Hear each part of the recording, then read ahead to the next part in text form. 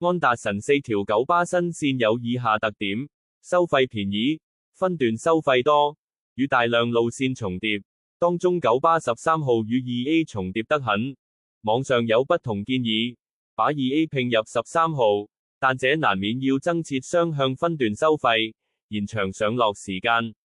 現時安達臣只有這4條路線和2條小巴。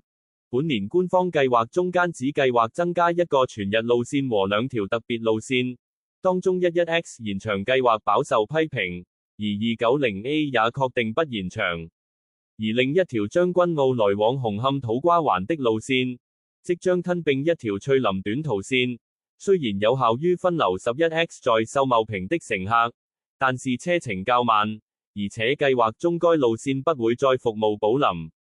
改善13以彌補秀茂坪至長沙灣服務，但是除了安達臣之外，13服務的其他地方都有直達車前往亞皆老街及旺角。只要安達臣前有一條前往亞皆老街的路線，便可以把13號改經中九龍幹線，減少與 2A 重疊。同時建議13號延伸至美孚長沙灣，解決秀茂坪未有全日路線連接長沙灣的問題。13X 的問題，現時13X 大部分時候都要途經啟業邨取代224X 的服務，令13X 車程慢，但同時提供來往啟業及秀茂坪的服務，故不能離開啟業邨。213X 要放棄秀茂坪，加快車程。隨着觀塘山上人口增加支線 213X 開辦，提供全日來往安達臣秀茂坪及尖沙咀的服務，而且不途經啟業邨。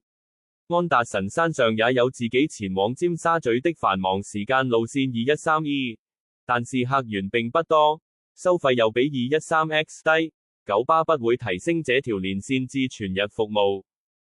對於安秀道居民而言， 213X 並不慢，但可以加快，不途經秀茂坪道至九龍灣。當然，秀茂坪道來往尖沙咀的特快服務也必須補償。